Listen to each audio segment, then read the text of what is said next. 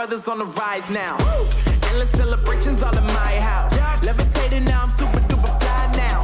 London boy, but DC where I reside now. Put the time in while you Night Majik Media. David Adams, aka the Black Stig. Temporarily filling in for Maddie Martin is no one. Speaking of which, this video is sponsored by nobody.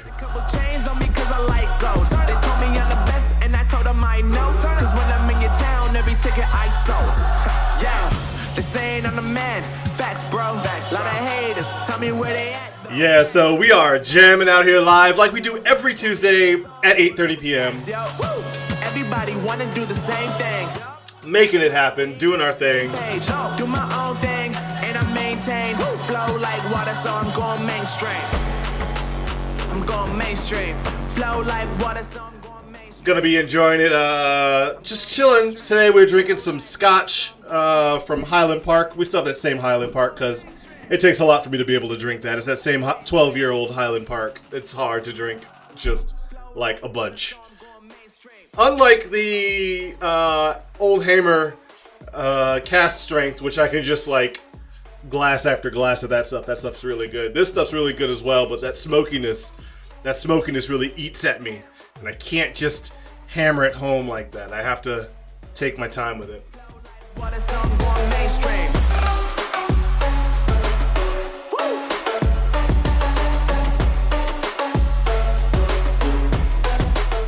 Yeah, so, I mean, this is just how we're going to be doing it today. Chilling out here, just kind of watching time pass by.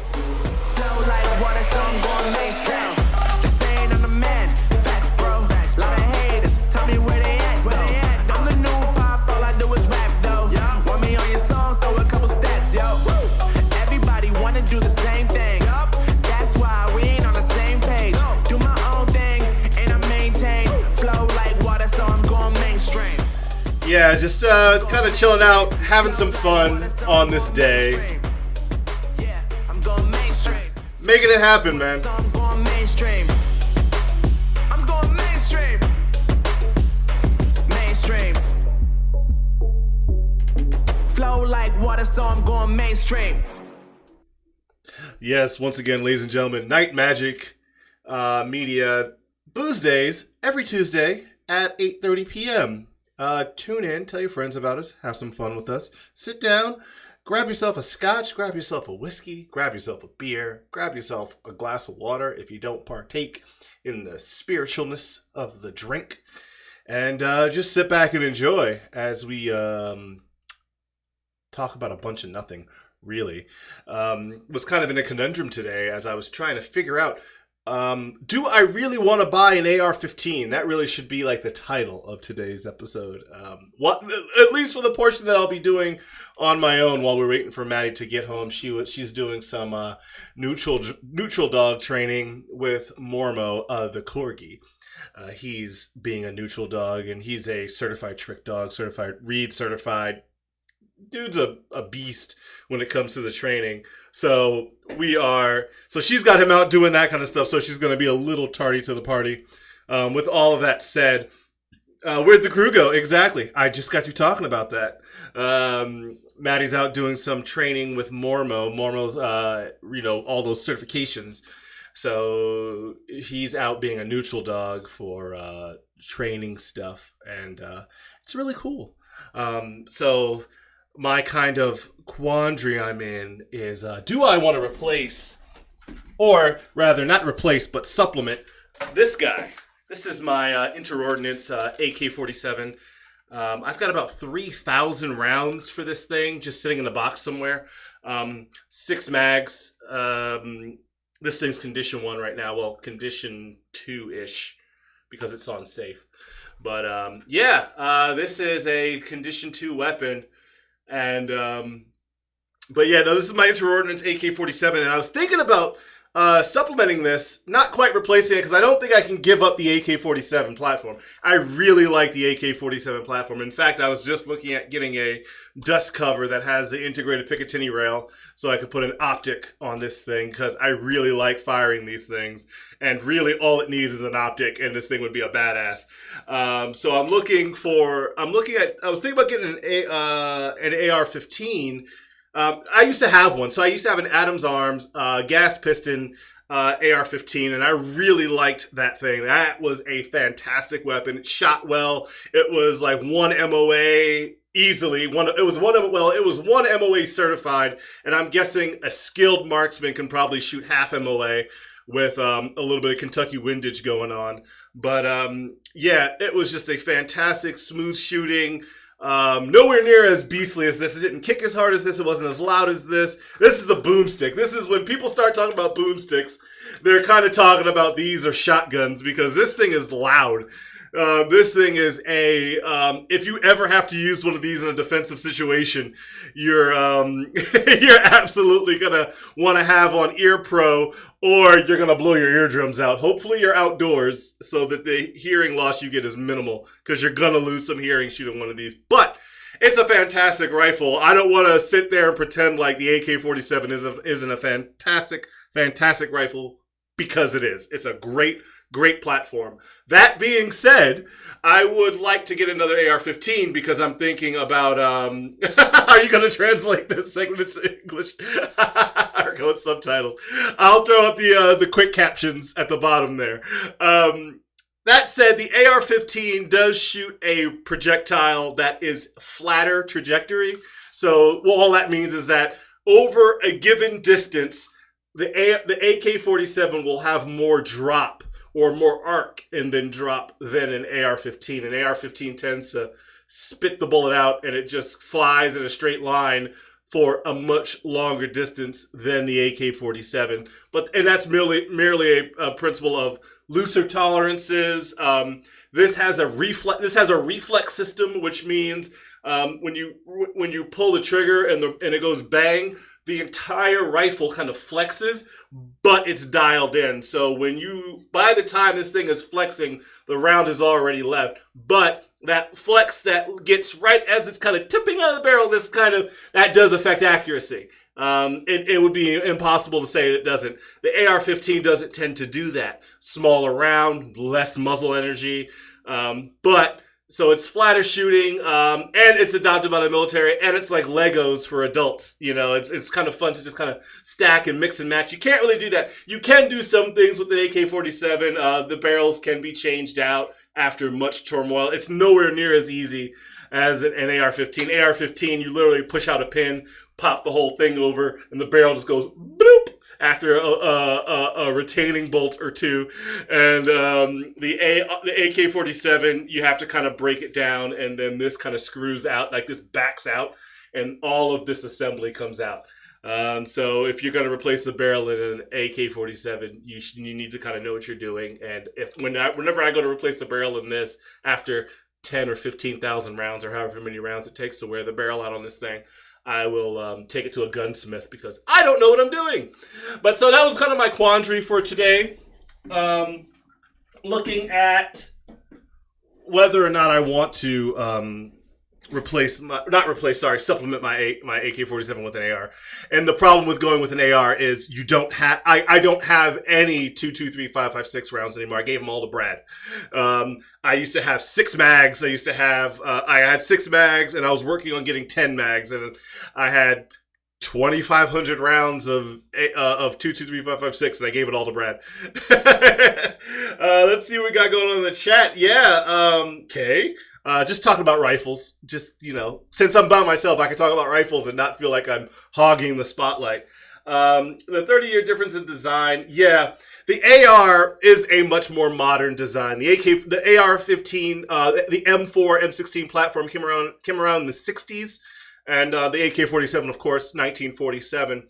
But that said, the AK-47 is ubiquitous. It's carried every day by foreign militaries, and it does show a difference in the training philosophy, I feel, the AK-47 versus the AR-15. It shows a difference in training philosophy for the militaries. One thing I read was looking at with Garand Thumb, YouTuber Garand Thumb, look that up, Garand Thumb. He mentioned that it kind of gets into the the wasteful casualties of war with foreign militaries. They kind of send everybody out and they hope that the waves and the hordes of people kind of act as a buffer. And by the time it's a battle of attrition almost. Yeah, you may have more accurate weapons, but we have 1 billion people in our military. So and that's kind of like how it is. Whereas the American military is kind of more of a, one shot, one kill type of thing. That being said, it does kind of, it helps to kind of balance things out. It's really fun to look at the differences of all the back and forth. You should, you know what? Actually, though, I think when I don my LBV, I have a load bearing vest. LBV is load bearing vest for those who are curious. I have a load bearing vest for my AK mags, and it has a cross-draw pistol holster and flashlight and a spot for my knives, and then I throw my 511 backpack, which has the plate carrier cut out in it, so I can slap a plate carrier in there, zip it up, and the quick release for all the cool doodads in case you're in a fight and you got to get to that extra mag, and I've worked through the 3 mags that are on my chest, and I got to go into my bag. Whatever's going on in life, and whatever I've talked myself into that I need to go for a 4th magazine. Hopefully that never comes to pass, but it has all that quick release stuff, so you could quickly grab stuff. I think the AK-47 with an LBV looks badass. Is what I was getting at with all that. You have like the plate carrier and the LBV in the bag, and you look all freaking moto retard up, and you got the AK-47. It looks really badass. The AR-15, it's military, so of course it looks home. And as Americans, we're kind of used to seeing the AR-15, M16, M4 platform in that kind of line. But the AK-47 does look right at home as well. It's really... Anyway, I was more looking at it as just something else to shoot whenever I go to the range. My buddy Brad has started introducing us to the long range. He has an outdoor range that we can go to, and they were running AR-15s last time they were there. And I'm going to bring up my AK-47 next time we go out, because I really want to run that. I want to do some 3-gun stuff. I want to do some moving and shooting, and my back right now is not really up to the moving and shooting thing.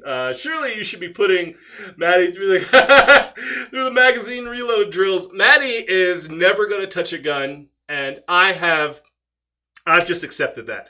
I have accepted that Maddie is never... Wow, I need to turn on... Hold on, guys. I need to turn this on. There we go. That just wasn't on. Maddie is never, ever going to touch a firearm, and I've just kind of come to terms with that. And because of that, so I'm a preparer. I'm not a prepper. I'm a prepared person. So I have a bug in plan and a bug out plan. And Maddie becomes versed in that as I add things on or move things around in my bug in / bug out plan.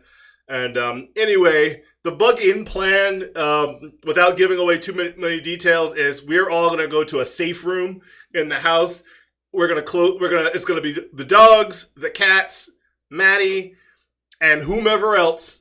We're going to be in the safe room. It's going to be locked, and Maddie is just going to stay in the corner. If Maddie has to touch a gun, I'm dead. Is basically what's going on. I'm dead or wounded to the point where I'm no longer in the fight.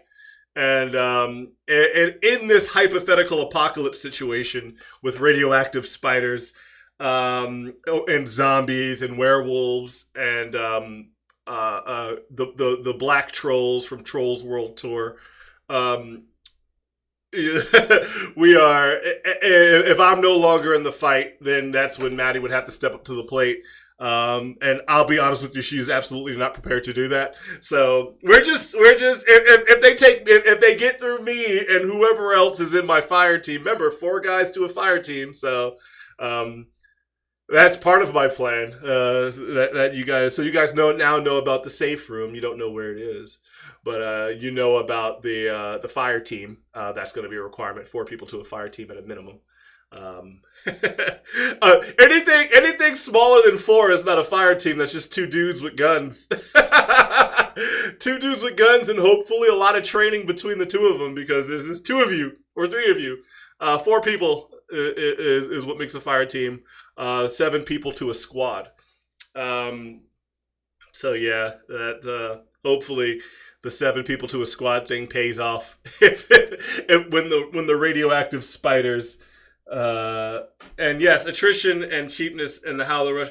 Yes, that's true. That is how they dominated the Germans.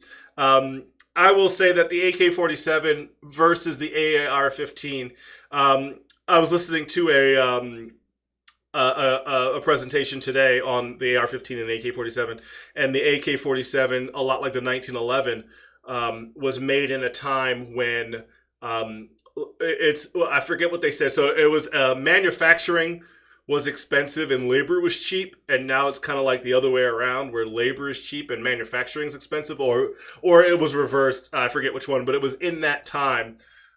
So that it was one of those things where they could have city blocks devoted to building out these rifles and spend almost nothing in it, whereas the Americans and certain other countries put a lot of time and money in the labor of actually in the manufacturing process. So yeah, manufacturing was expensive, labor was cheap back in those times. So the Russians and the Soviets, the Soviets could devote entire cities and machinery and stuff. All that was cheap. They could just build, they would spend their money on the manufacturing rather, because the manufacturing was expensive, the labor was cheap. And they could have all these people, they could have cities and cities of people, Communist Party, devoted to building out these rifles, and the machinery would just come into play for all the milling and stamping and bending. Is that metric squad or an imperial squad? Yes, it is yes, it is. It is. We measure our squad is imperial, unfortunately, because we have to be American with it. Otherwise, Trump will find us and kill us. Bad enough I'm black. Trump's already looking for me. So, speaking of weird shit, you mentioned, Brian mentioned the AR-15 to defend our mansion. Yes, Karen and Ken. Oh man, what is their name? So I made a funny Photoshop today. Funny is obviously it's subjective. But one of the things I made today was main screen capture. Yeah, I made this in Photoshop. I probably could just open my Photoshop. Do I still have Photoshop open? I do not. But yeah, so I made this. And Mark McCloskey and Patricia McCloskey, don't they just look like upper class 1%ers? They just reek. They reek of the 1%. And, it's just so disgusting. That said, after listening to several, yes, post-1776, absolutely. Honestly, going into a sidebar, I am all about going metric. If we can go metric, that would be absolutely fantastic. I would love for us to go to the metric system, because measuring like 7.62 by 39, obviously that's 7.62 millimeters by 39 millimeters. I would love to measure everything in the metric system. It's just base 10 is easier than base whatever the imperial system is on. Base 12, base 5028, base 1736 or whatever. I don't know what the fuck the base is for the imperial system. There really is no base. Google a house. Yeah, no, they are absolutely the 1%, or they might even be in the top 10% of the 1%. To be honest with you, I saw the house. It's crazy. So where I was going with that is, and hear me out on this one, guys, because I know a lot of you are going to be like, oh no, here goes Dave being an oorah, patriot, moto, gun guy. But aside from their horrible weapons discipline, if we're listening to the police report and we're listening to what the news is saying, the protesters, they shouldn't have come out of the house with guns. So let me speak to the defense of rational thinking people now. This is rational mind. This is the rational mind. This is what sane people should be thinking. At no point in time should those people have come outside of their house with their weapons. Should they own them? Absolutely. Party on, guys. You rock hard with your freaking that is an actual Colt A2. That's like a $2,700 rifle. I don't know why she has a Jimenez pistol. Of all things to have, she has a Jimenez, which is like a $50 Saturday night special. If she pulled the trigger on that thing and it went bang on round one, I would be surprised. Jimenez pistols are cheap bullshit. And I don't have their kind of money, and I wouldn't buy a Jimenez for anything. I would buy a used anything before buying a Jimenez. A Jimenez is a terrible, and for those who don't know guns, just Google Jimenez. It starts with a J, by the way. Jimenez pistols are terrible. Anyway, yeah, so he has like a $3,000 rifle. She has like a $38 pistol. And so for him, so one of the things I heard in defense of him is that he's a boomer. Clearly this guy is a boomer. He's not even Gen X. He is a boomer.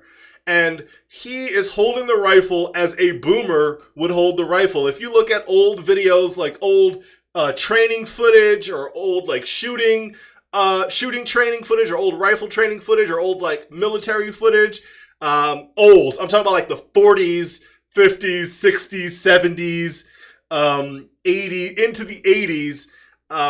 That's kind of like how they held it. That was their version of the low ready. You see, he's got great trigger discipline. His fingers straighten off the trigger until he's ready to fire. Weapons on safe until he's ready to fire. Is he flagging everyone and their mother? Absolutely. He's pointing the rifle in the wrong direction. That thing should be facing to the sky or to the deck.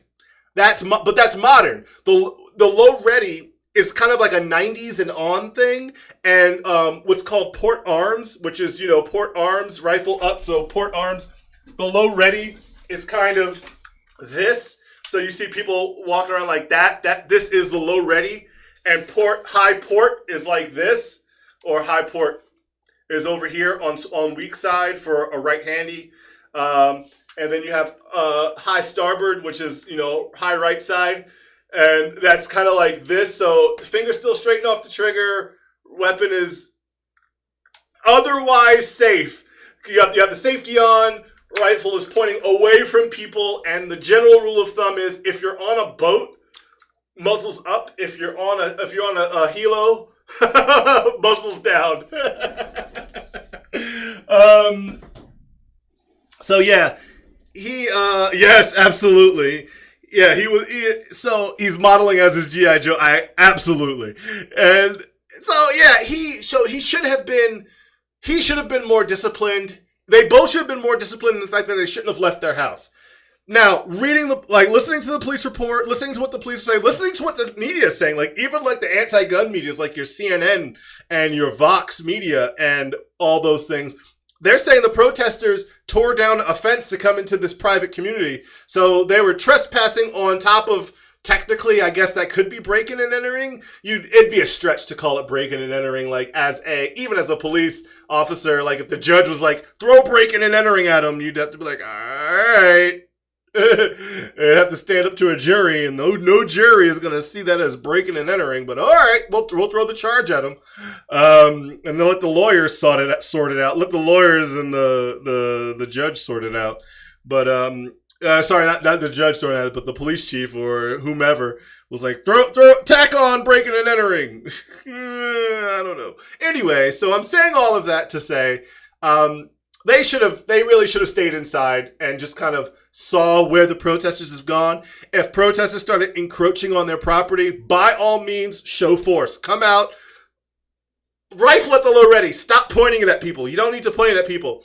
Now, I'm still talking about the guy. Notice I haven't even talked about the woman yet. We'll get to her because she was all kinds of fucked up. She's got her finger on the trigger. She's swinging it around. You notice in the picture that I showed there, in this picture, she's not even looking where the weapon is facing. So she's looking this way, the weapon is facing this way. Somehow she managed to violate every single weapon safety rule all at once. Fingers on the trigger before she's ready to fire. She is unsure of her target. She's unsure of what's beyond the target. There's no safety on Jimenez, but I'm sure that she's not even. If there was a safety, it wouldn't be on. She's just swinging it around, doing whatever. She's flagging not only the protesters, she's flagging her husband. So he's dead if she pulls the trigger. And it's just terrible. So what I see here, why not call the cops? Because the cops are reactionary, not preventative. That's one reason why not to call the cops. But yeah, call the cops and they'll be there by the time the cops show up. If the protesters, which they weren't, I am 99% sure that the protesters were not nefarious. They weren't going to go out there and start looting houses and ripping doors off and breaking windows and vandalizing cars. They were going there the protesters were going there to demonstrate and peacefully protest in front of the mayor's house. Fine. Party on, protesters. You do you. I served in the military so that you can go peacefully protest. Absolutely. Go do it. Go peacefully protest. Please. Please go protest. If you think there's an injustice, go protest. That said, the protesters weren't there to do it. I don't believe the protesters were there to do anything nefarious. That said, if the protesters started doing dumb shit, then by the time the cops show up, the protesters have already kind of started doing their thing. It's kind of like when the example I've given to people, especially middle-aged or older ladies, is that they're like, well, I don't need my husband and I, we don't need a gun because the cops, this is Fishers or this is Carmel and the police are only, 2, 3, 4, 5 minutes away? Realistically, it's going to take a cop 5 minutes to show up unless there happens to be a cop in your area. 5 minutes. Minimum. I would put a significant quantity of money on, unless there happens to be a police officer in your neighborhood when you call and they radio in, 5 minutes from the time they signal it out to the time the cop shows up. That's not even from when you call. You got to remember, you have a whole period of dialing 911, getting to an operator, getting to police, because most 911 say police or fire. Then you have to say police. Then they route you to another dispatcher. So you get routed to another dispatcher. Then you can say what's going on. Then after you give all of your information, after you say what you've done, because I've had to dial 911 before, after you give all of your information, then they send out units. So by the time they're sending out the units, 3 minutes have already passed. 2 minutes have already passed. Let's be optimistic and say 2 minutes have passed from the time you dialed the one and hit send to when it goes out. Now you have 7 minutes between, the time you picked up the phone and the time you dialed, or the time the police officers arrive. But let's be graceful and say 5 minutes. That's why, but I tell people, like, if someone's in your backyard and they're holding an axe, like even if it was like a hatchet, and they're just like pacing back and forth aggressively in your backyard, and you don't have like even a shotgun or like a little 9mm pistol. I mean, a 9mm pistol with a white light. That's got a white light on it, by the way. A 9mm pistol with a white light.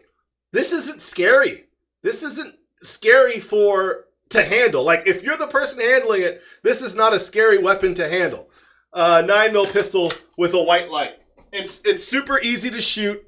You have a lot of capacity. That's 15 plus 1 rounds. I have 16 chances to get it right. With the rifle, I have 30, but with the pistol, I have 16 chances to get it right. Which, hopefully you've trained and you can get it right, within the first 2 or 3 times. But anyway, so person in your backyard, let's take a big backyard, like my old sun-blessed backyard, acre. For a person to cross an acre of yard, 15 seconds? If they just start sprinting and start charging at the door, 15 seconds to go from where they are all the way across the backyard to where my back door is. If I call the police, by the time the police show up, the guy's already in the house. That gives you, at best, what you are going to do is hide in a closet or in a bathroom. Hopefully you've got a safe room like we do. and a person can't just bang through the door with an axe and get to you. Hopefully there's something that's, fortified enough to where if your plan is, if in the run, hide, fight scenario, your plan is run and hide, then hopefully you've got some place that you can get out of the front door and be in your neighbor's house. Because that's some people's plan. I've talked to grown men. And if that's your plan, by all means. If that's your plan, party on. Make it happen. Just know that that's your plan. You're not going to fight the guy with an axe or a machete or a bat with barbed wire on it. That's not your plan. Your plan isn't to do that. Your plan is, if there's someone in my backyard trying to break into the back door, I'm going out the second floor window up front. And if that's your plan, by all means. I hear dogs barking. That must mean Maddie is home. At least maybe she's arriving. No?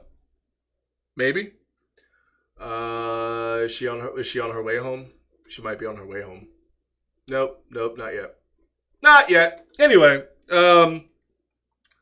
so all that being said, I kind of ranted there for a second, but all of that being said, yeah, that's why I don't believe in just calling the cops. Obviously, call the police, but that's a given. You can't just you are not the law, and this is where a lot of people who are, I won't just say anti-gun, because even people who are pro-gun, but they say they're pro-common sense, which I won't get into that. You are not a police officer. You're not a judge. You're not the jury. You're not a lawyer. Maybe you are a lawyer, but that doesn't matter. You aren't law enforcement. You're not a lawmaker. You're not there to enforce the law. You're there to defend your house or your family.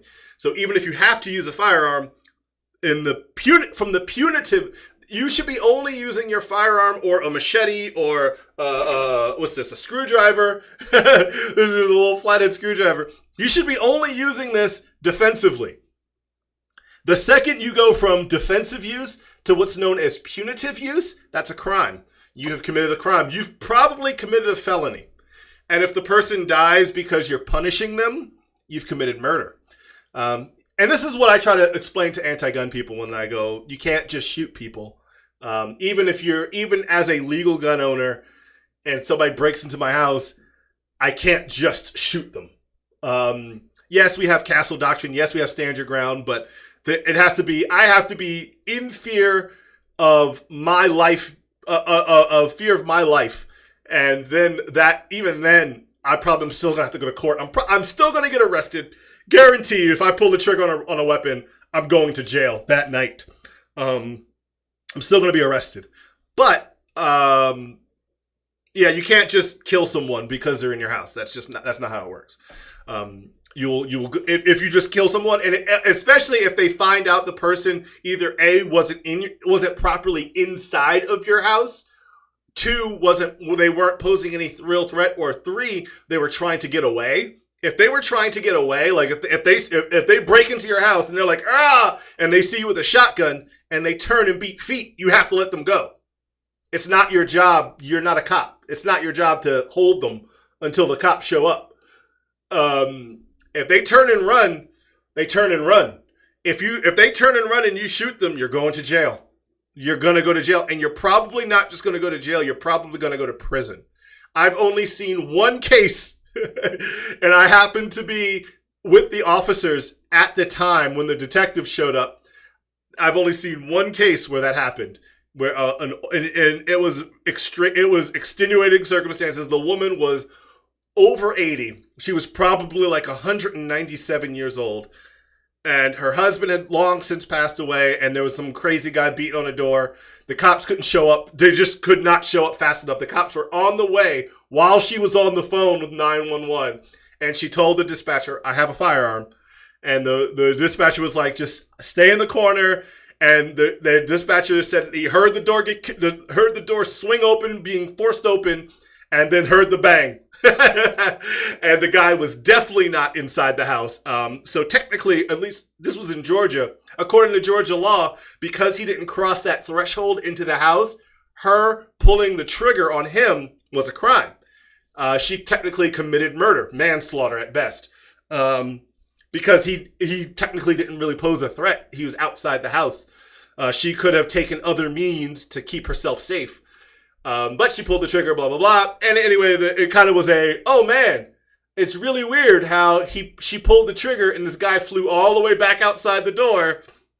But yeah, I won't give away any details of that because I'm pretty sure that's not okay. My dad probably wouldn't be too happy of me giving details of that away.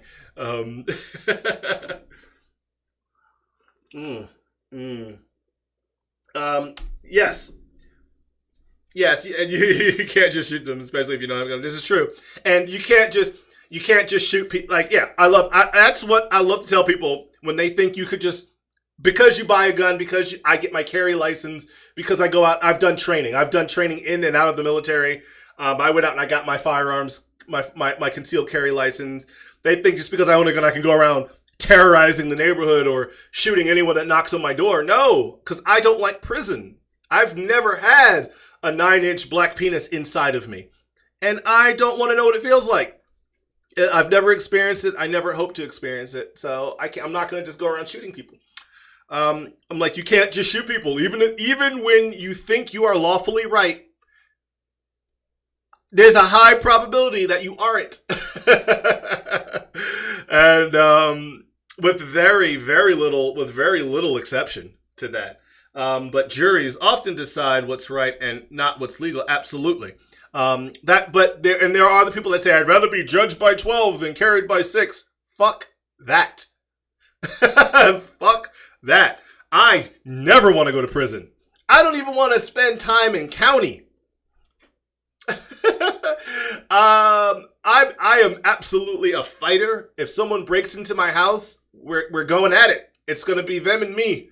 And at the end of it, it's going to be them or me. And that's just how it's going to be. I didn't even mean to rhyme there.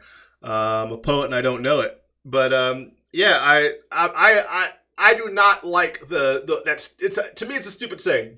I'd rather be judged by 12 than carried by 6. Bull fucking shit. Your little pussy ass would not last 8 minutes in jail. In jail, county. Let alone prison. Let alone prison. You would not last a second in prison. You are too pretty. I am too pretty to go to you picture me with this face. I don't look like I've done any sort of crime ever. I don't even look like I've stolen gum. I don't even look like I've accidentally taken a pen from a bank, let alone killed someone or beat someone until they're within an inch of their life. I've never done any of that. This is a white collar crime face at best. This is tax evasion. This is credit card theft. This is like identity fraud. I am not a blue collar criminal at all. So they would see that the second I walked into a prison, they would see the fear in my eyes and they would pounce like pumas. They would pounce. I would not make it, man. I would absolutely not make it. So yeah, no. That's where things. One of the things I tell people, like if you are going to either conceal carry or buy a weapon for the defense of your house, join these people. And even if you don't join the USCCA, and I'm an elite member, so I get crazy. I'll bring that up on screen here. Yeah, join something at the USCCA, join US Legal Shield, join U.S. firearms laws. Join something where if you have to defend yourself, you can absolutely do so knowing, hey, they're here. You can absolutely do that knowing that you are protected. So bring this up here. So this is where I am. I'm in this elite membership tier. So I get, well, where is it at? It's listed here. So for civil damages, civil defense and damages, I get $2 million of protection. And for criminal defense, bail bond funding, attorney retainer, I get $250,000. That, honestly, in America, that's not a lot. That's not a whole lot. I don't even know why I still have on my headphones, but that's not a whole lot. But it's enough to where if you're a smart person and you've pulled the trigger, $250,000 should be more than enough. If you need more than $250,000, you did something illegally. Or it was super questionable. So that's why I say get something like U.S. concealed carry, get the U.S. legal shield, firearm shield, something, because it's insurance. You are carrying around a deadly weapon, and you are trusting that a jury of your peers, and I'm putting the word peers in quotes because a lot of those people may be anti-gun, and a lot of those people may not see your side just because someone broke into your house. They may see it that you could have done something else. So you need those lawyers. You need that on your side, something saying, hey, I acted within my rights. Hey, and speaking of which, we got a Maddie here. Hey. Hello. Welcome back. How was neutral dog? How was your drugs? You want drug? You on drug? It was good. I mean, it's fucking complicated, actually. With COVID, and we're now treating everything like a hospital. Right. So all of our potential teams are having to go through training and like hand out and offer people hand sanitizer and do 6 feet rules and wipe down their dogs after every contact. How do you wipe down a dog? What do you wipe them? Literally like wipes. Clorox? You wipe them with pet wipes. There's pet wipes or there's baby wipes or wipe them down. Wipe them down. If you're a volunteer or anyone, you need to have hand sanitizer. You need to hand sanitize before you touch the dog and after you touch the dog. It's all kind of like we're still kind of working things out. It is not facing you at all. That's okay. We're working things out as we go. As an evaluator, they had a lot more questions for me. Mormy got to play with a new toy. No, did you get a new toy? Yeah, well, so there's a section of our process where they put a bunch of toys and treats on the floor, and they had to walk through it without touching it. Okay. And they had a new toy there, and Kim was so nice. Kim's like, okay, Mormo, you get to play with the toy because you get to make it all nice and breathy and stinky. But it was brand new, and because she'd been to a convention and Kong was there, and they had bins full of $5 toys. Nice. From Kong. Like, oh, yeah. Kong is like... Did you get to take any home? No, she went to the convention. Oh, she went to the convention. I took a picture of the toy because Mormy loved it. It's one of the balls within a ball thing, but it's a softer ball on the outside. So it's called a Kong Tumble Wiggy, and it squeaks. Of course it does. So I'm going to buy him one for his birthday. So your dad, I was talking about my quandary that I ran into today, where I was trying to think, where I was trying to say, do I want to supplement my AK-47 with an AR-15? And so I started talking about rifles, and your dad was like, have I been teaching you magazine drills? I was like, no, Maddie is never probably never going to touch a rifle. If Maddie has to touch a weapon, that means I'm probably dead. Someone has made it into the house. They've taken me out. They've taken out the fire team. And it's pretty much to that point. She should have been out of the house by then. Yeah. But anyway, so you guys did your training. Mormo was the neutral dog. So what does neutral dog mean for the uninitiated? Neutral dog means that for the teams that are training, there's a section as part of the assessment which is called dog greetings, dog-to-dog greetings. Okay.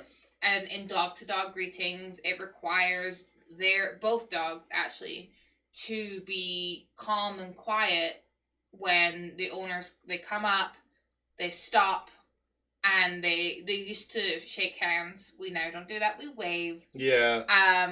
And then walk on. So Mormo's job as a neutral dog, neutral literally means that they're not too excited. They're a good neutral dog because they're not excited to see other dogs. Yeah. Mormo's a great neutral dog because he doesn't give a fuck about anyone else's dog. So that's true. That's what makes Morm such a great neutral dog, and he's also a demo dog as well. So every time we're there, she has us demo the activities as well. It's not necessarily usually part of the neutral dog's job, but Mormy just makes such a good example that he ends up doing that as well. Did you end up doing all the things, Mormo? Yes, I did. Yeah, you're a good boy. So Chewy has the wiggy. The wigwam. The Wiggy Tumble. Kong Wiggy Tumble. I think Wiggy is their soft latex one. Part. Yeah. Yeah. Cool. Yeah. Well, that's really cool that he got to do not only the neutral dog thing, but he got to do the demonstration bit. And then he got to play with toys. And he got to play with toys. He likes to play with toys. Yeah, he does. Cool. Okay. So your dad called the McClowskis Karen and Ken. I thought that was pretty funny. McCloskey. Oh. The rifle, the guy defending their mansion. I was like, don't they just reek of upper 1%? Have you seen their house? No, I haven't. I haven't bothered to look. Their house, like, let me see if I can pull that up. I will switch to a main screen capture here. Back. Let's go to Amazon doesn't have these toys. What are their names? Mark McCloskey. Yeah, look at this thing. Let's see if we can go on images. So this is the house that they were defending. And at first, when I heard that they was going to the mayor's house, I was like, oh, I thought that was because that makes sense for it to be that's their mansion. These people aren't just like the 1%. These people are like the upper 10% of the 1%. I'm trying to see if I can get, is that the overhead of their house? I think this might be it right here. The overhead of their house. It's it's a manor. This isn't a, oh, there it is. That's their house. Oh, why is it so tiny? Why is it such a tiny fucking thing? Is this going to open up porn? No, okay. No, we did that last time. Yeah. So that's just silly, I feel. But I like it. I think it's a nice house. I think it'll be great when they die, and then that can be a historical house. That's a really nice house. I really like it. But that said, so your dad and I were talking about how we were like, man, that's just got to be, it's just so ridiculous that level of house even exists, man. Yeah. Although I don't think I would want it, but it'd be nice knowing I could afford it. We lost Maddie. She might as well leave. She's looking for a toy now, so she's... No, I'm trying to figure out if I would want that. I don't know. It's kind of... Not without hidden passages. I don't even know if I would want like a main entrance on a house like that. I would want a main entrance. That's ridiculous. I like their main entrance. I bet if you walked into that, like the front of that house and you open those... Because you know it's double doors. It's not a single door. You open those double doors and you look up and it's probably just ridiculousness throughout. Like you look up and you're just like, oh my God, it keeps going up. How is your house so big I can't see the ceiling? That shouldn't be physically possible. Your ceiling shouldn't be beyond the vanishing point of human vision. That's not how that works. That's not how up works. I did mention, so my thought process was and I'm not sure where you reside on this. I don't know how much you know about it. But according to the police reports, according to CNN, the protesters so these are all inside of all those houses are inside of this gated community type thing. Yes, on their way protesters, to the mayor's house. And the protesters broke down the gate on their way to the mayor's house. Personally, I think the protesters would have just kept going on their way to the mayor's house. I think other than the whole trespassing, the potential charge of breaking and entering. Breaking and entering counts in a gated...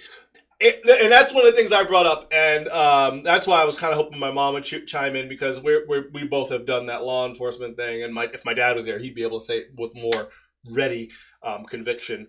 I think a district attorney could throw breaking and entering at them because they literally broke in. There was a closed gate, saying, do not, that basically this gate is saying, do not enter into this property. The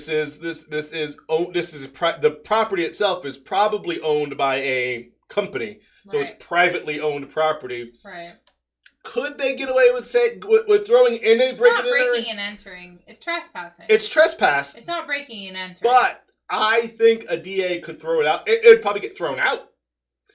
But I think a DA could throw in breaking and entering if they really tried. Like, they could just say, hey, yeah, that's what I'm saying. So trespass, absolutely. Sorry, I never got a call back. Trespass, absolutely. But breaking and entering, man. But anyway, so I think that other than breaking down the gate, other than the trespass, I think the protesters were mostly peaceful. And when I say peaceful, I mean non-violent. I mean, they were gonna go to the mayor's house. They were gonna scream and yell and bang on a drum. Bang on a drum. Well, they were banging, like, if you watch the news clips, they were banging on drums and shit. Fair enough. To get the mayor's attention and get, hey, this is whatever, blah, blah, blah. Right.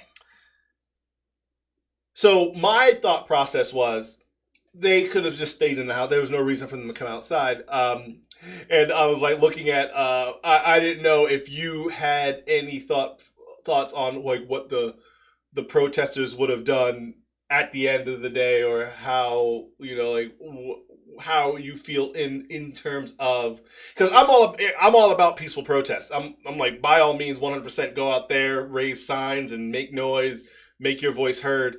That's what I would say, Dad. Trespass for everyone that went across. Because I assume in this wonderfully gated community, there's security cameras. Yeah. So they can see who broke the gate. Yeah. And then they can see who else just went across. Absolutely. So that I'm absolutely about with. Yeah, she's probably, so in I believe it's in Missouri. St. Louis. I believe they have an anti-brandishing law. So you can't point a gun at someone? You can't. That means? You can point a gun at someone. Okay. But she would be defending the fort if people were approaching her property line or encroaching her property, and she pointed a gun in a seemingly defensive, which, don't point guns at people. Ever. Don't ever do it. Okay. You avoid all kinds of complications. Just don't. Keep the weapon pointed to the deck or to the sky. But she was not only pointing the weapon at the protesters, but she was approaching them. She was. So that would be considered antagonistic. It could be considered aggravated assault with a deadly weapon, and she's absolutely violated the brandishing law. Now, given that they're both attorneys, and they're both well within the 1%, they're probably not going to see any charges. But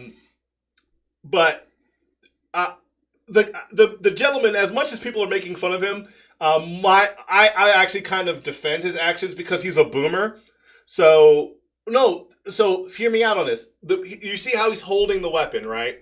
Yeah. How he's got it like down and like tucked into his midsection. That is a very, like, if you watch any old military footage or any old rifle training or any old movies where they like depict people who have rifle training, like 50s, 60s, 70s, that's how they, even into the 80s, that's how they held rifles. The old M16A1s, the old M1 Garands, they held their rifles tucked in, and the low ready, where the weapon's pointed down into the deck, the low ready wasn't really a thing until the 90s, and port skyward and starboard skyward, that wasn't a thing until well into the 90s. And the rule of thumb, as I said earlier on the broadcast, is if you're on a boat, muzzle to the sky. If you're on a helo, muzzle to the deck, for obvious reasons. Right. Am I losing you? No. So, yeah. Anyway. You're losing you.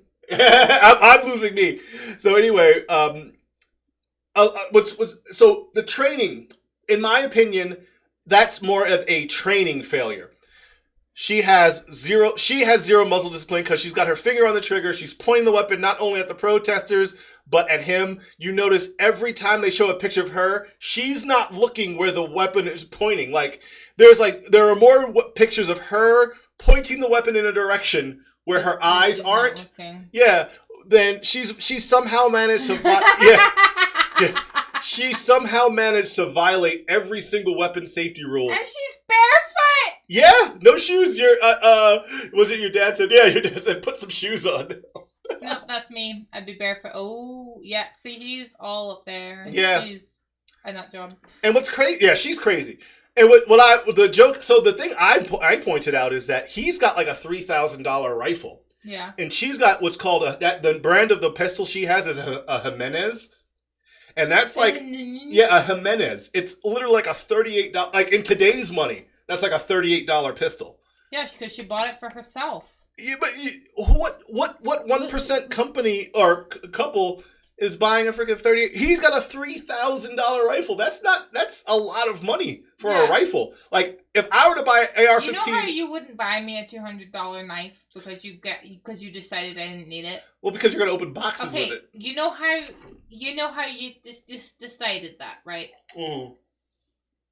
He has clearly you're talking about his military training or background and stuff, so he has a likelihood that he's gonna shoot a weapon or has reason to. He's probably trained with a rifle, right? before. But he has more of a reason to have a more expensive thing because of that.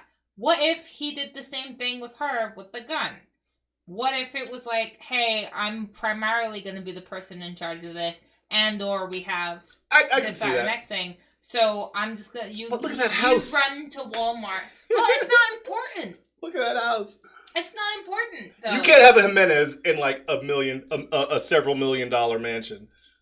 You can't have a Jimenez. You can because I mean, you could physically. Nothing's stopping it from happening. That's like saying because you're the elite 1%, you can never enjoy cheap cereal again. Absolutely can't. Sorry, Fruit Loops are off your menu. Fruit Loops were always off my menu. Fruit Loops are fucking disgusting. So you know what I mean? Like your tastes don't have to change because your son. No, I get what you're saying. I see where you're coming from. So yeah, at 30, if she's not really doing much with it, if she's just putting it. I bet you the bag she carries it in is a lot more expensive. Yeah, it's probably like a Louis Vuitton. She pulled a $38 pistol out of a Louis Vuitton. Honey, I bet you there's blanks or nothing in there. I don't think there's anything in that gun. Still, I think her personality is so threatening that she's never gonna fucking have to shoot. She's an attorney, but yeah. So what's interesting about this is because people are like, okay, other than the brandishing, and possible aggravated assault, they're defending their house. Not in any way. There is no one that does weapons training. Like every single weapons trainer I've listened to today has been like, I do not condone this way of defending your house. Right. I condone defending your house with an AR-15 if need be. And it was something like 500 protesters. So if things did get violent, even an AR-15 wouldn't have been enough. It would have been like he'd have got at most 30 of them. Yeah, but they usually stop. Yeah, usually once you drop 30, they're done. But anyway, so what's interesting, not funny, but it's funny, strange, not funny, haha, is oh my god, you don't have to explain what kind of funny you're using. There are trainers that have offered them free training. And I'm like, these people, look at that house. They don't need free anything. You don't need to get them free training. Just make them pay for it. Just say, hey, the hard part with a rifle, in my experience, the hard part of a pistol training class or a rifle training class isn't the money. It's getting the slot. Those things, because they don't train classes of 70. They train classes of like 14. But if we go back to my discussion about value, importance, rather than just throwing your money about the place, maybe they haven't wanted to get trained because it costs any amount of money. It's about $800. Because they don't want to pay for that. Not wanting to pay for something is a reason to not do it, That's even true. if you have the money for it. But like, I'm never gonna go for ski lessons, even if I'm a millionaire. Because you have no. But what if you ski? I don't ski though. No, but if I ski, I already took lessons when I was a poor person. I don't ski. I will never ski. I have been skiing. But these people are gun owners, and you know how she owns something that she bought from Walmart without a license, and he was trained in some sort of military organization. So, well, we both know how I feel about training. Like, Yeah. I can't stand when people have $60,000 worth of guns and $0 in training. And I can't stand when people don't train their dogs. Exactly. So it's like train, but to utilize your ski analogy, if you were a skier, Yeah, you would. I would say you should train. If But you're just because they have guns doesn't make them gunners. or gunners, they It are. doesn't make like guns are such a passive object. Just like dogs are such a passive object for so many people. Like there's a lot of people. We are definitely a poster household for guns are a passive object because my guns just sit for a long time on end. Yeah. And, and I have no part of them. So there's literally guns just as, like, weird decorations. Not even hung nicely. Like, that one's just on the floor there. And you have bullets fucking everywhere. I don't have bullets everywhere. Everywhere. Yeah. I mean, that's you're talking about, my skiing was kind of, Your dad mentioned cameras. What about photography? Should you not train? No, you shouldn't train. You should. Training opportunities help you get better, but people treat cameras like they treat dogs. Oh yeah, look what I trained so and so to sit. I'm an exceptional. No, you should be the norm. Electromechanical pieces of wonderment. Yeah. Well, I mean, as far as security, yeah, cameras are fantastic. We have cameras on our house. We definitely don't have $1 million house. Yeah. I'm about security as a whole, but I'm also about as a whole. Yeah, in the whole. Security hole. You should fucking train. Absolutely. I'm all about making it a more secure but environment. You can go shoot people with a camera with very little to no repercussions. And you're gonna have self-train. You're gonna have shitty photos. Yeah, but you can self-train. You can build your skills by yourself. You can't just go out shooting with a gun. No, you'd have to have and train. If you have land, you can. Right, but let's be real. Yeah. Matter of fact, let's be real with you. The ranges are far enough away from you that you can't be arsed to go. Not all the time, yeah. So, and it's like gyms. If it's too far away, aesthetic here tastes great. Absolutely. I'm just saying all this stuff can be my point going back to it was if you're not treating it like a passion or hobby or necessity, you're going to be a very casual operator of whatever it is. Yeah, I understand. So they're very casually operating those, especially her. Yeah, she is definitely the person that she got herself a pistol probably because her husband convinced her to get one, or maybe she's because she's a bitch. She's an attorney. You can see the look on her face. She's fucking crazy. She's a fucking bitch. And she probably bought a pistol for the nightstand, and this is the first time that pistol left that nightstand. Right. I think she kept it in a bag, but yes. Yeah, either way. Absolutely.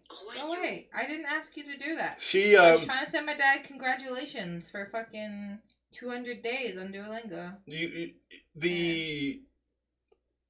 She is definitely a passive carrier. Like you said, she keeps it in the bag. She never thought she'd have to use it. Honestly. No, she brandishes it all the time. I'm sorry. No, this woman brandishes this all the time. She's like, what? Fuck with it. She has clients in the mob. I'm calling it now. She has clients in the mob. We'll see. This is them. This is their and or criminals, photos. Right? And she's also a dom. Let's be real. Yeah, he's subordinate. He's like the guy in Billions. He secretly goes off to be with a dominatrix. That's funny. Perhaps it matches her nail polish. Maybe. I just looking at this crazy ass bitch.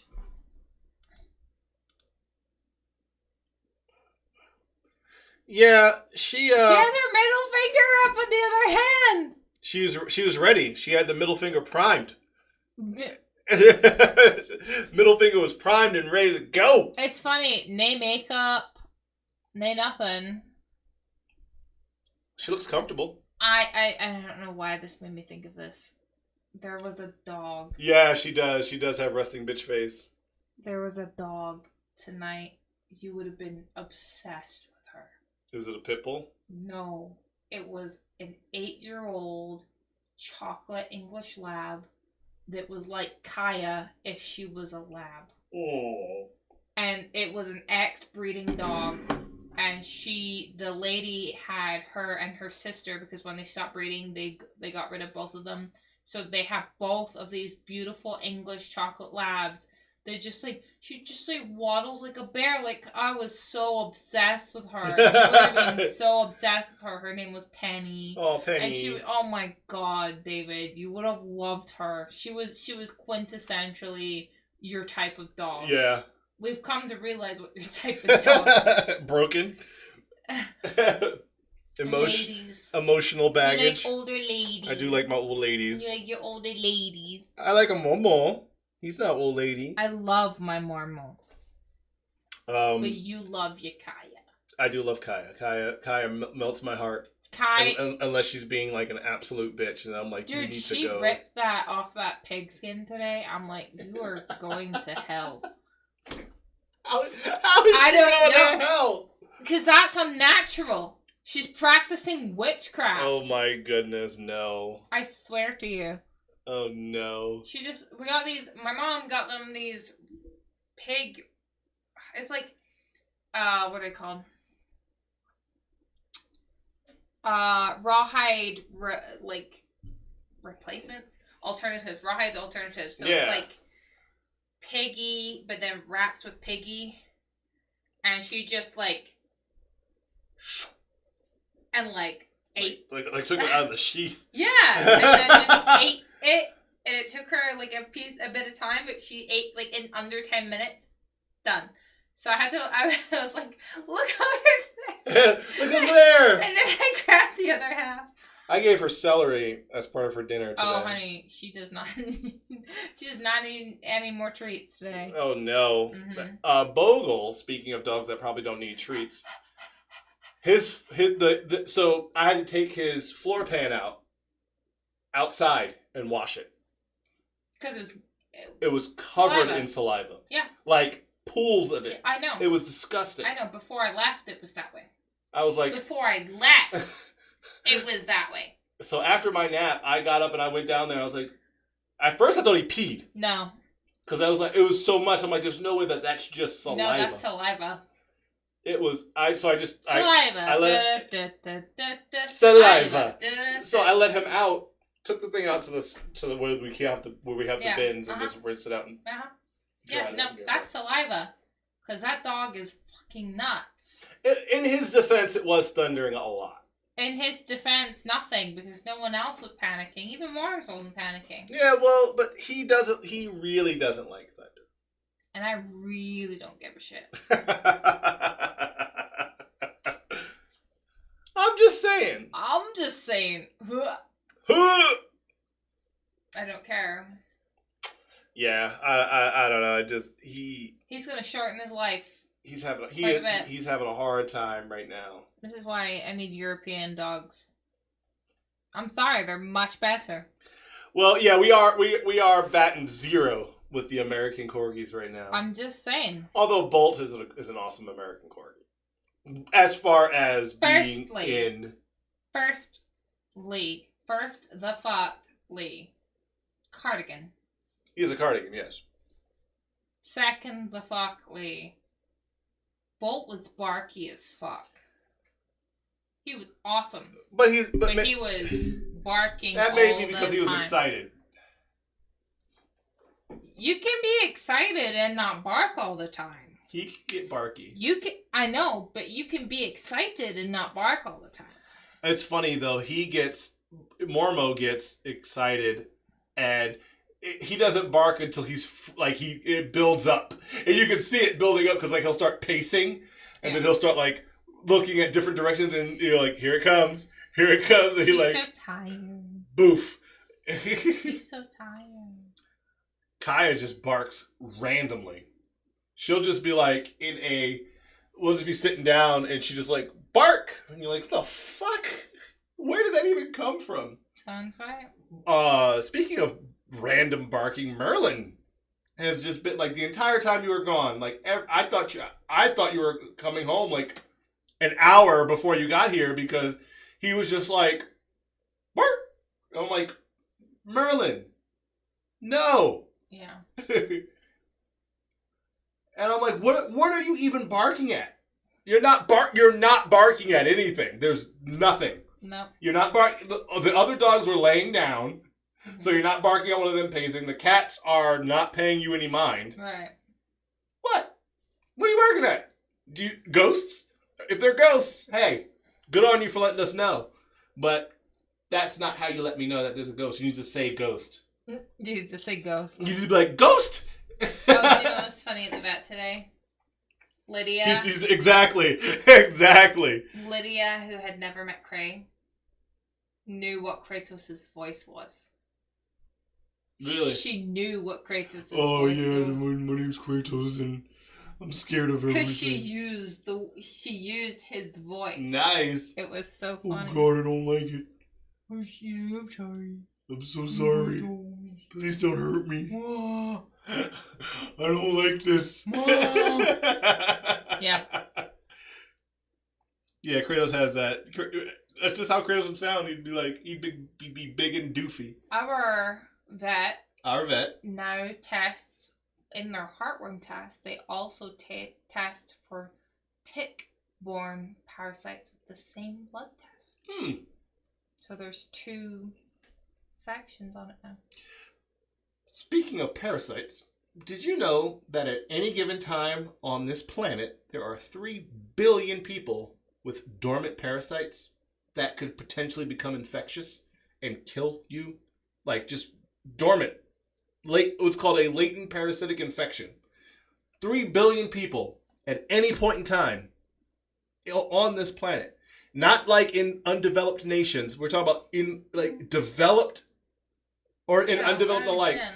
Tuberculosis is a dormant infection. But can't you test yeah, you can, but most people, because of the way tuberculosis is spread, most people have TB. It's just dormant, and all it's waiting for is for your immune system to deplete. That I'm never gonna get. There's a parasite that infects the heart and the lungs. It's a parasite, and it just infects the heart and the lungs. And most people in the U.S. have it because of the amount of shellfish we eat, and because it's been passed down through the generations. Because where they collect, if you've ever had, if you or your parents, especially if you're maybe not you. So that's what sucks about it. That's what sucks about these parasites.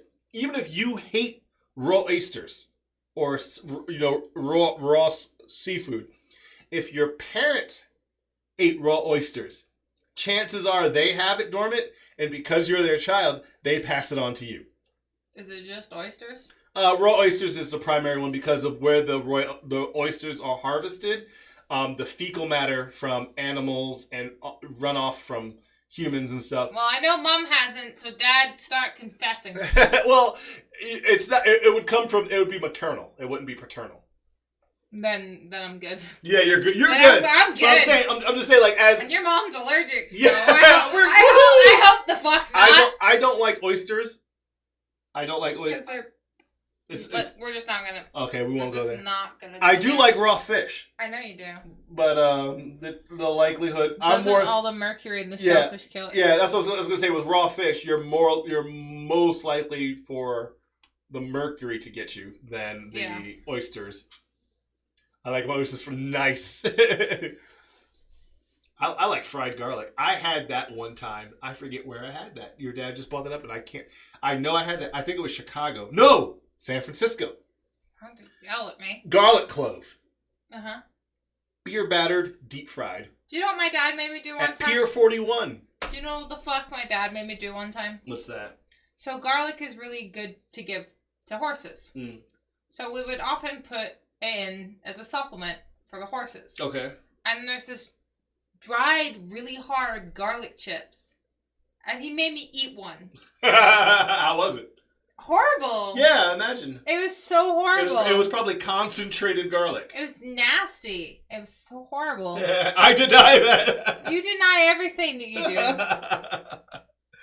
But that shit is concreted in my memory. Pier 41, in San Francisco, they have these beer batter deep fried garlic. It's just a clove of garlic. Yeah. That they beer batter deep fry, and they're like, it's delicious. And at first I was like, oh god, it's just garlic, and I bit it. I was like, that's not bad. I don't like that. I wouldn't order it. I wouldn't order like a bunch for myself, but call me schmuck. Define without googling it. Define schmuck. He's like, haha, joke's on you. I went to Bing. What's another one? Ask Jeeves. Ask Jeeves. DuckDuckGo. DuckDuckGo is a really good one for education. Because they don't track. And they are more selective with what they show too. Oh, really? Oh, really? Yeah. My gosh. My Snoodle is so tired from his work.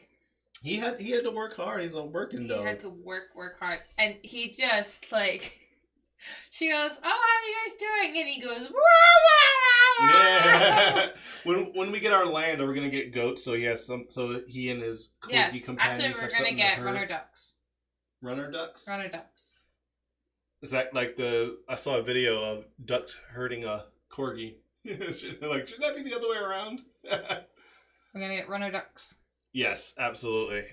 I don't even. I have to Google that. Ooh, I'm getting forehead touches. Yay, kisses. What's so a tired. runner duck? Runner ducks. Oh yeah, I've seen those. Mm-hmm. Can runner ducks fly? No. So they're flightless? They do not fly. Yeah. I mean, hence the name. Yeah, runner ducks. Goats and make cheese. You can come and milk them if you like. I am not touching goat titties. Goat nips. Goat teats. Gants. Nips. Gnips. Gnip gnups. Like, I will not do... I mean, maybe we'll hire someone to come collect milk and then they can get like 50% of what they make each time. Yep, we're gonna get ducks. Dude, but ducks aren't like chickens. They don't just lay like infertile eggs, do they? Yeah, they do. I don't. I'm yes. asking. I guess I should have ended that with like an upward inflection. Yes, they do. Ducks do that, but they do it less frequently. Hence, why duck eggs are more expensive. They're larger and they don't breed the same way that chickens do. Another thing we're gonna do when we have land, if someone wants to organize it around here. See, Americans don't really care, which sucks. But in the UK, there's a lot of chicken freedom runs. So when they're about to kill chickens that have been laying eggs their whole life, you can, especially cage hens, battery hens, they do rescue ops where they agree to give them a number of chickens as long as they have a certain amount of homes for them. So we would get some girls. I just want to point out that my chair hasn't moved. Yeah. At all. Yeah. And suddenly. Yeah. Seymour. There's a corgi on my toes. Corgi on my toes. I don't even know how that. I love you. I didn't see him move. I saw him move. Oh, okay. I saw the sign. I thought runner ducks don't lay eggs as quickly as battery hens. Battery hens are doing like 2 a day. Yeah. The average chicken does 1 a day. One every 24 hours. I know that because I went to a farm. When I went to the dairy farm. Mm-hmm. They also had chickens. Speaking of which, whatever happened to that one farm that had the? It's still there. They still send me emails. We can still go.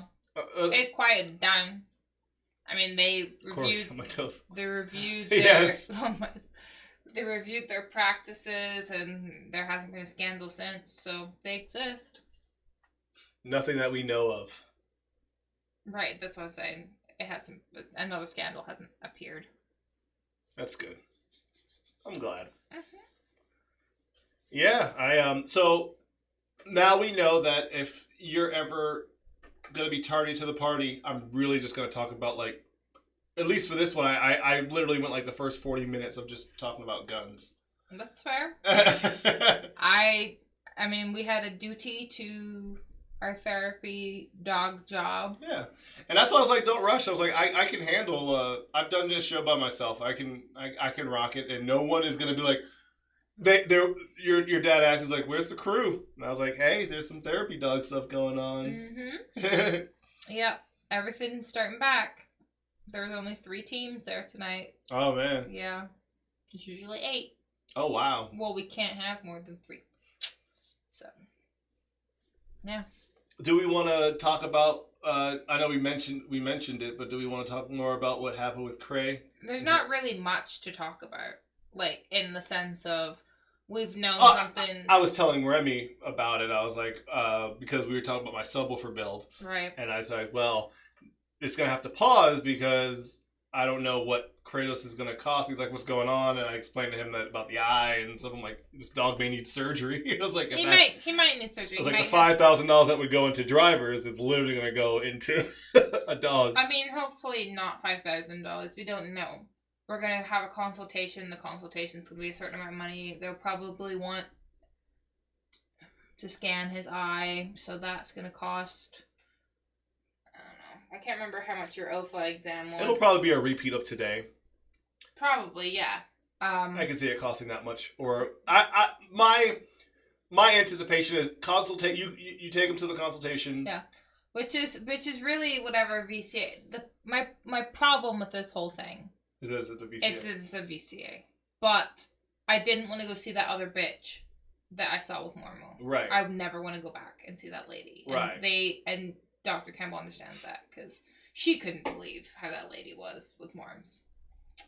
So it's a guy. She says he's old school, but she's directly sending us across to them. But yeah, because we got a referral. Oh, nice. But all we know is something has slowly progressed over a year and more on that eye. We now know, because she went back and looked at the history, that it's not the same eye that had a scratch on it. Mm-hmm. And we know that it's behind the eye and pushing the eye forward. Right. Those are the things that we know. Also, the thing in the center might not be a cataract. It might be an ulcer. An ulcer. Okay. From him fucking with it, yeah. Yes. So but an ulcer can heal, whereas cataracts don't heal. Ulcer needs surgery. Ah. Cataracts can also need surgery. But if it's a cataract, he doesn't need surgery. It's more like if he's really struggling to see, we'll give him surgery. An ulcer needs surgery. Yeah. Which would be interesting if it were a cataract. If speaking arbitrarily, it's only one eye, and it's probably an ulcer, which means he probably needs surgery. So, and that's where I was like, yeah, I could see surgery. Once they say surgery, I'm just like, all right, there's $3,000 easily, especially with a 100-pound dog. 103-pound dog. Yeah, 100-pound dog. They're gonna be like, yeah, the anesthetic alone is gonna be $500. Well, whatever he suggests, I will talk to Dr. Campbell about before. Yeah. Because if it's a procedure that we can have done at Bridgeview, you bet your bottom dollar we're going to get it done at Bridgeview. Right. We're going to an eye specialist because he knows about the eye. Yeah. Rather than because she can't perform certain procedures. Right. And you were actually saying that earlier. You're like, she just didn't feel comfortable diagnosing that. She doesn't feel comfortable sticking a needle in it because it's his eye. Mm-hmm. So she wants to see what he says. Stick a needle in your eye. Call it pumpkin. Call it pie. Mm. But yeah, I mean, and I would imagine that if they were gonna put a needle in his eye, that would they not sedate him? Yes. I'd imagine. Yes, I was also saying like they would have to sedate him. It would be a whole thing. No living thing that's with sentience would hold still. Correct. While you stick something sharp in their eye. Correct. Yeah. So. It's gonna be a whole thing. So, but we'll see what they say. We shall see. But it's been very slow growing, obviously, and they're less concerned that it's been taking so long to develop. Did you explain to them that sometimes it goes down? Yes, I did. So it's got to be inflammation. But they said, partly, but they did. I said, she asked me, did it go down all the way? I said, no, it never goes down all the way. Yeah. But it's still possibly cancer. It's still possibly, If he has cancer, I'm just going to shoot him. I'm not going to shoot him. I will not shoot him, people. I promise I will not shoot our dog. Even though a bullet is 98 cents and I can dig a big hole, the weapons discharge fee is the fine for discharging a weapon within city limits is $250. I don't know how much it costs to put a dog there. Probably enough. We could ask Carice. Sometimes it's free. Depending. Well, those clinics like low cost one where they don't do it. Oh, they don't. It's not like that. No. This conversation got real dark real quick. That's not in there. I just want to point out that this conversation got real dark real quick. I've in the shelter we do it ourselves. Then our nurse, we have that drug. And you guys use sodium fentanyl? I don't know. That scared the shit out of me. Fuck off! Not gonna lie, that scared the shit out of me. I'm not scared. I'm just if I was a dog, I'd have barked because I wasn't expecting that.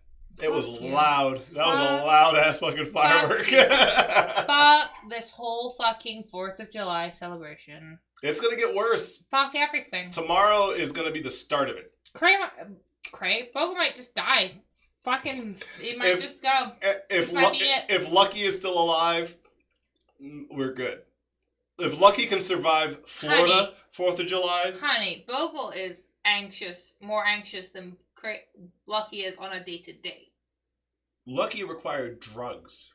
Because remember Lucky getting his teeth stuck? Yes, I'm not talking about fireworks anxiety. We're not going back into that. I'm talking about on a day-to-day level and size level. It's a compact. It's more condensed. It's a compact heart attack. So it's the same amount of anxiousness, just more compact. So it's denser. Yeah, it's more concentrated. Bogle couldn't do what Lucky did. Yeah, no, he couldn't. But he's tried. Lucky got his teeth stuck. Yeah. In a crate. Yeah. And I had to sit there and literally go in and I couldn't get tools around it. I had to bend the freaking bars with my hands. I know. To get him free. I know. That was crazy. Have you seen the videos where they've had to cut crates up? I don't know. It popped up on Facebook on Animal Lovers, and they had to. I have to tell you as well. They had to cut the bars out. This is another reason why compact, medium-sized dogs are the best. They are not fucking up your crates. They are not doing any of the shit because they don't have the strength. Bitch. Has not fucked up a crate. Yes, she has. Remember the reason why we pulled our money together and bought that industrial freaking the Fort Knox. Firstly, the McCloskey mansion of crates. Firstly, we didn't buy that. Her grandparents bought her that. Did her grandparents buy it? I thought okay, so no. Firstly, check your fucking facts. Her grandparents bought her that. Secondly, she never actually fucked up a crate. She was acting like she was gonna fuck up a crate, so we moved her. Yeah, but we were concerned. But now we know with her weak ass teeth. She still bites. Yeah, she does. Not me. I'm just saying she bites. Twice. Well, I had to go in there and actually fetch a good Lord.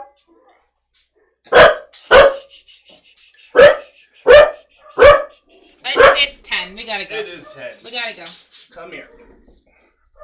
I was just trying to do a snoozle, and I can't even do a snoozle. of Wallace. Mormo. Army of Wallace. Are you up? Yes, she did. She did do the clap. I'm telling you, Maddie looks white, but she's black. I'm extra white. I'm very white. I'm white times 10. Honey. Are you okay? I promise. And what's funny as well is it's not like I do that clap because I've been around black people. Black girl behavior. It's not like I've been around black, Yeah. I've been doing that in the UK. So we're gonna one of the things we do, we are weird dog parent. We're not weird dog parents. We're good dog parents. We have a sound machine, which consists of 2 PS10 speakers, which are super high end hi-fi speakers. We have 2 hi-fi speakers, PS10. Google those if you want to look into the specs of some actual hi-fi component speakers, and a laptop that we drive those with to an AVR. A Yamaha AVR that we use to power those. But yeah, so the dogs get soothing sounds and brown noise, white noise type stuff. Next she will what my hair? Pat her hair. Don't you guys just do that because you don't want to? This is ignorant, right? Isn't that a thing because you don't want to scratch your hair? Yeah. Yeah, fuck that. Fuck all of that. Yeah, no. I'm like, you're knocking the sense out of yourself. No, I'm not trying to be a black girl. Take your son. I trust and believe I'm not trying to be a black girl. It is absolutely just me being me. So let's get some music going here so we can end the show gracefully. Ladies and gentlemen, let's end this show. Let's end the show gracefully here. Ladies and gentlemen, Majik Media, David Adams, aka the Black Stig, Maddie Martin, aka the Hufflepuff Stig, and Mormo Northstar Wallace. My God, the concern on his face. Look at his face. He is so concerned. Anyway, ladies and gentlemen, we are going to get out of here. Thank you. I love you. We are going to take off. We're going to get these dogs pottied and we're going to get them to bed because it is going to be a night. It's going to be a week, actually. Starting tomorrow, it's going to be a week. It's his birthday on Thursday. Woohoo! Birthday on Thursday. Happy birthday, Mormo. We'll see you guys then. If he makes it. And I've been counting days to get away, to see you again, been finding ways to get away, to see you again.